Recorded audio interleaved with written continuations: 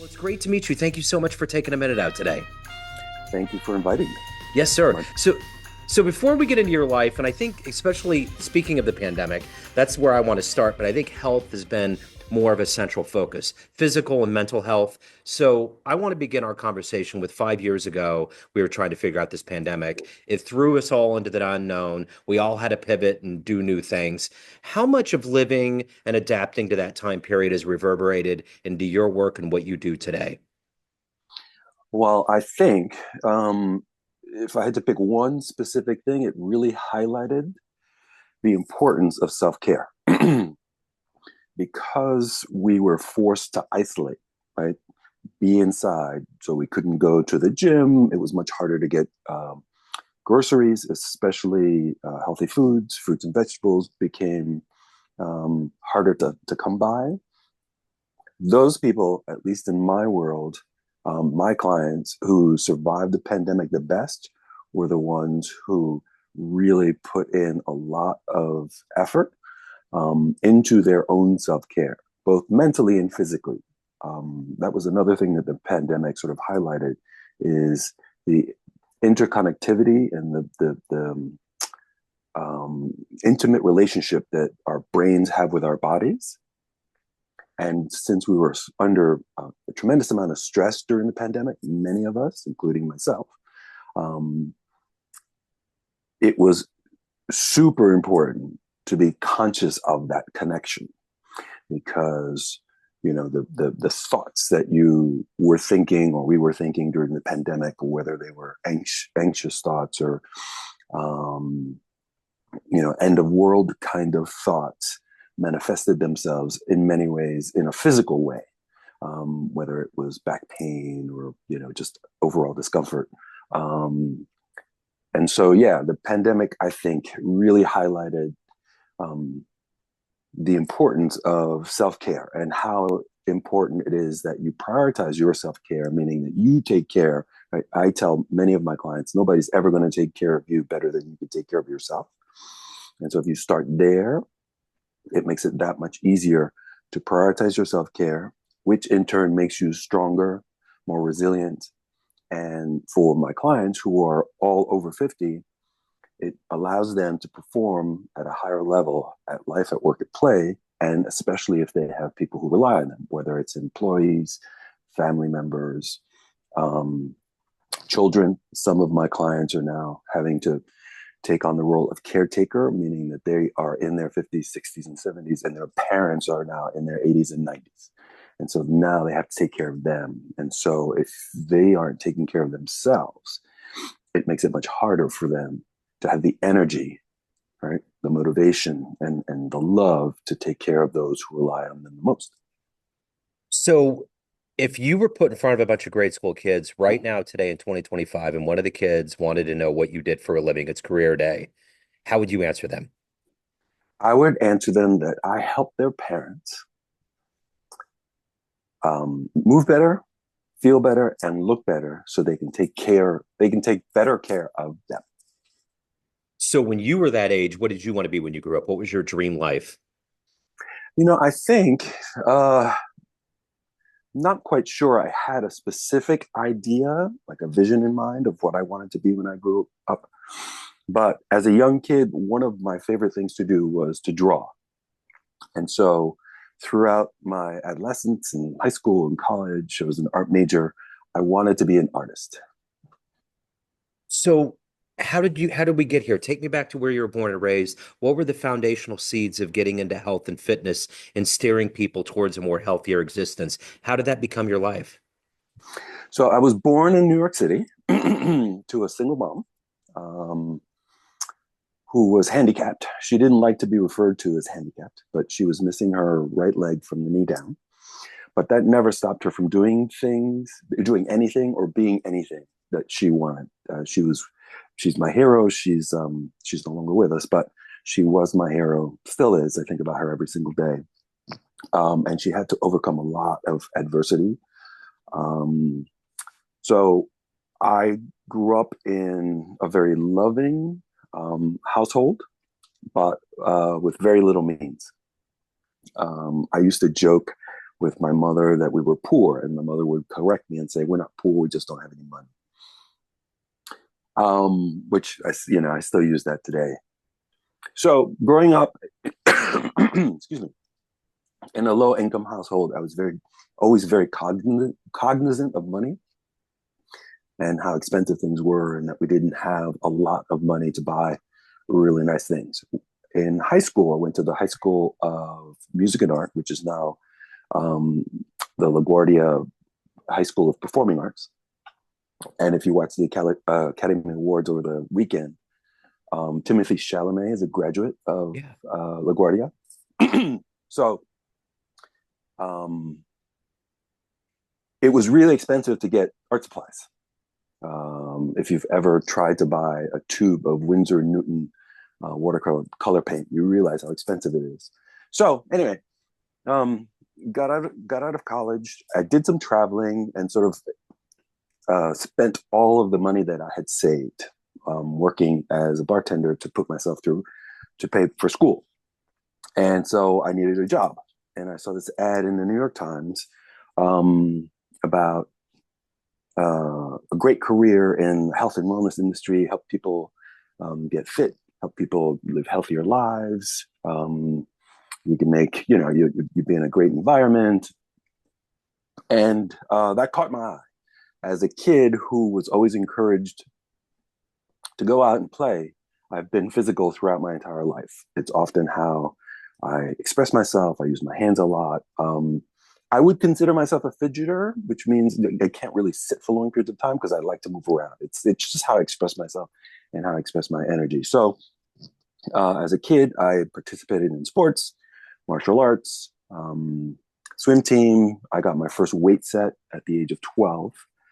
So when I saw this ad in the paper, I had lots of experience working out myself, and I thought, it'll be good for a while. I know what it's like to work out. I know how to work out myself, and I can teach somebody else to work out. Long story long, I started out as a sales associate at Bally's Jack Lane. I was terrible at sales. I mean, I literally had big, lots of trouble overcoming objections. And the number one objection that I could almost never overcome was when somebody would say to me, who I was trying to sell a membership to, "I really can't afford this." As a person who came from a household that didn't have a whole lot of money, that really resonated with me. And so it was very hard for me to try to overcome that objection, to get them to understand that it really wasn't as expensive as it seemed. But it was very hard for me to do that. But we had this one promotion where I would go out in the street and hand my cards to people and invite them in for a workout. And sometimes they would get a week's pass. They'd come in. And each one of these cards had my name on it. So they would come in and they say, "Can I see Carlos?" And I'd meet them. I'd show them around. I'd put them through a workout. And whenever I tried to sell somebody post the workout, I had a 95% close rate because I was able to use my personality, my experience with working out myself, and impart that and share that with them. Yeah. And that's how that's how I was able to connect with them. If you've ever been in sales, you know that if you have a quota and you meet that quota, your quota goes up the following week or the following month. As somebody who was a one-trick pony, that one promotion was was where I was really good, but the others I wasn't so good at. And so I finally went to my manager, Phil Ledesma, I'll never forget his name, really nice guy. And I said to him, "Phil, you and I know that I'm a terrible salesperson, but I really like the personal training part. I really like working out with people. Can I transfer to the personal training department? My only ask is that I get to keep the commission from any membership that I sell." And he was like, "Sure." At that point, he was willing to let me go and make room for somebody who could be a much better salesperson. So, long story long, that was 35 years ago. I just celebrated my 35th anniversary in the health and fitness industry. I love it. I love working out myself. I still multiple times per week. I find it very important.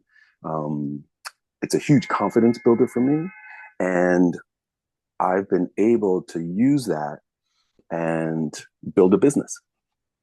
Yeah, it's the thing about health when you get older, when you get to this 50 plus place, I'm 52 now, is you literally, when you look back on habits that you've had in your life, probably the best thing that you can do. I had a friend one time say the best health care in the world is taking care of yourself. Because you literally do get to this point, where, you've either done it to a certain degree, heavy, light, medium, or not at all, and you have to deal with what the reality of that is. And I think that has to feel good to have dedicated your life to not only helping people do it, but to feel good at this age of life. Yeah, it feels really good. I don't feel my age, and it feels really good to help others feel the same. Yeah. So I was talking to a client this morning, and I always do sort of like a pre-assessment before we go through a workout or a coaching session. And I asked her how she was feeling, and she says, "I feel really good." I'm like, and you, I said to her, "You say that with surprise, like you're not supposed to feel really good." She's 67. Um, and she was like, "Well, I've been in lots of pain through most of my life." I'm like, "But you're not in pain now, right?" So there's the inevitability of aging. As you get older, your body suffers more wear and tear. It's going to eventually break down. What we're trying to do, what we're trying to do is delay that, prevent that, or somehow overcome that. Yeah. And so I said to her, at this age, because your goal isn't to be the next Mr. Olympia. Your goal is to live productive and pain-free life. You want to grab onto those, what I call golden nuggets, those little nuggets. When you wake up in the morning and you don't have back pain, right? Or you can get through the day with lots of energy and you still have time to enjoy yourself at the end of the day. You get to get down on the ground and play with your grandkids. So, just to tell you a quick story, her husband, who I've been working with for now 8 years, came to me because she said to him, "I'm tired of getting down on my knees and tying your shoes." So picture that. You're 70. He had just turned 70. You're 70 years old and you can't tie your own shoes. Your wife has to help you tie your shoes. So that's how we started working together. That led to I want to be able to get in and out of the bath without assistance. That led to she's Chinese. He's English. That led to we just bought a new apartment and we want to be able to sleep on the floor versus a platform bed, which is what he had to do. Um, and so you can see how just these little things, these little golden nuggets, when stacked on top of each other, can really make a profound impact on somebody's life. Um, and he came to fitness late. He's very tall. Was never very comfortable in his own body, and he's just had this transformative experience where he can now do things that he never thought he was going to be able to do when he realized that he couldn't tie his own shoes at the age of 70. So let me ask you this. I come from the 80s, being a child of the 80s, and we saw Richard Simmons, and this kind of explosion of health and fitness was in the consciousness of all of these figures that exist in the world that are pushing those ideals of taking care of yourself. Who would you love to meet? Who have you looked up to that you think is doing it right, that you might like to meet, that might help you further on your path? Um, that's a hard question to answer Yeah. because the one thing that been that I've done throughout my career is I've always looked for um, mentors and icons in the business who align with my philosophy or I align with their philosophy. The first person that comes to mind, and unfortunately he's no longer with us, would be Jack LaLanne. Yeah. Jack LaLanne's the godfather of fitness. He started the first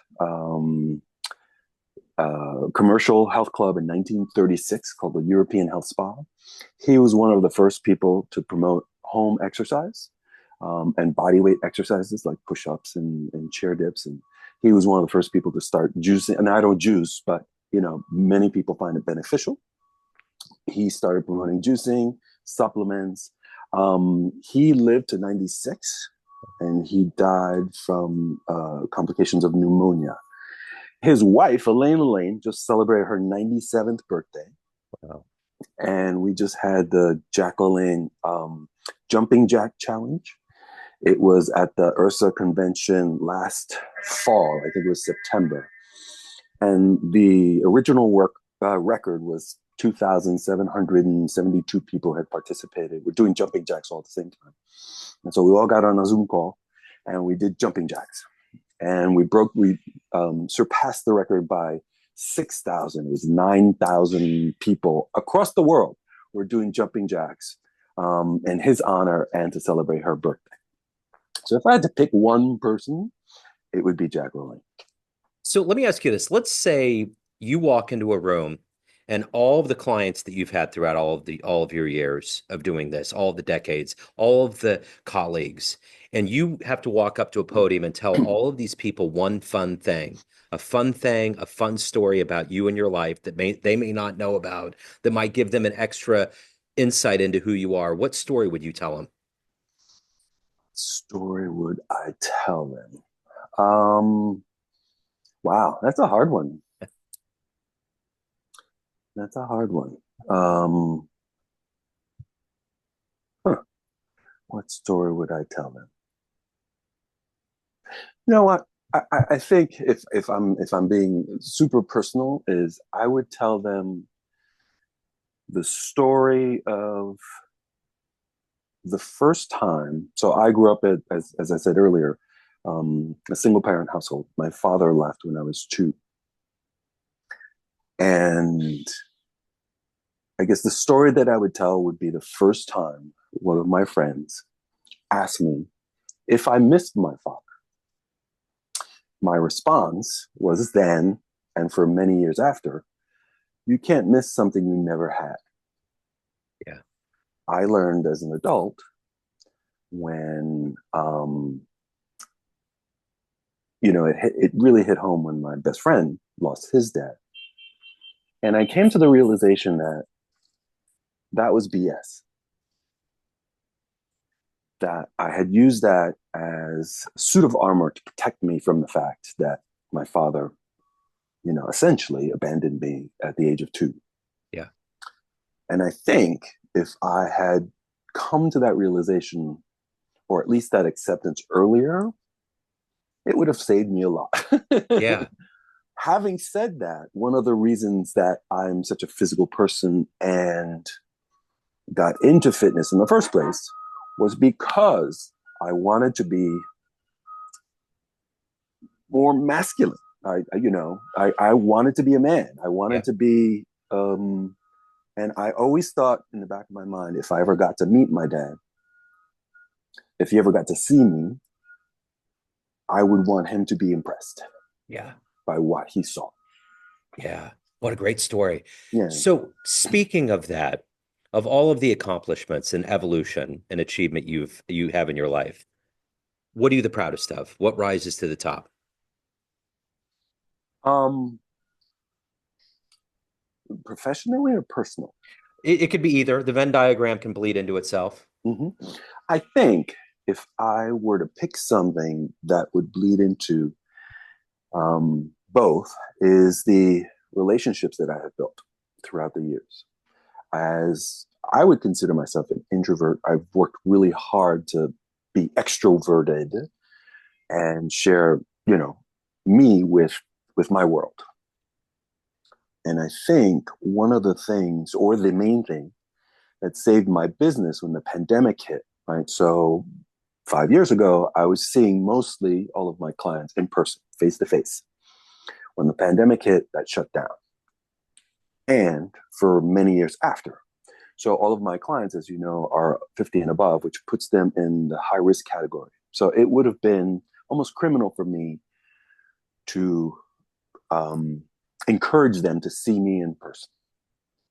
But what helped, or what saved my business when the pandemic hit at the height of the pandemic, and New York City was the epicenter of the pandemic at the very beginning. I mean, we were literally losing thousands and thousands of people a day from COVID, was the fact that I had built long-standing relationships with all of my clients. I've been training a couple of my clients for decades. I mean, multiple decades. And at that point, I had been training all of my clients for multiple years. And I think that relationship and their trust in my abilities to continue to help them stay healthy, even in a virtual environment, I think was really what saved my business. And so, the one thing that I have valued and nourished are relationships. Yeah. So at the end of the day, everyone has a perception of you, family, friends, clients, everyone that works with you that knows you, but you run the show. What's your perception of you? Who do you think you are? I think I'm a stoic individual who's trying to be less stoic as I get older, right? As I get older, I have built up that confidence and that strength and that, I've become the sort of masculine male that I wanted to be as an adolescent. And now that I've done that, it's time for me to, do some inner work and then share that with the people in my life. So if anyone wants to reach out, they want to hire you, they want to learn more, they have questions, any of the good business, where do they go? Well, I'm on Facebook, and it's just Carlos A. Reyes, and pretty easy to find. I have a Facebook group called Ageless Performers Forever, and I'm also on LinkedIn. So those would be the easiest places to find. Okay, and I will put those in the show notes. Carlos, what a revealing, wonderful interview. Thank you so much for your story and for your time, and best of luck with everything. Joe, this was great. Thank you for inviting me. You made it really easy to tell these stories. Thank you. I appreciate it. Hello, friends. Joe Dimino here. I just wanted to let you know that after 30 years or so, I have finally released my first book of poetry through the mighty Spartan Press here in Kansas City, Missouri. As the creator and host of both Neon Jazz Radio and the Famous Interviews with Joe Dimino podcast, along with being a visual artist, I'm ready to embark on a new adventure and want you to be a part of it. You can get a copy online via Barnes & Noble, Amazon, and actually on the streets in Kansas City at the great Prospero's bookstore off 39th Street. You can also visit joedimino.com for links to the book, to more poetry, and everything in my world, including paintings. Thanks for all of the love and support over the years, and please dig the words.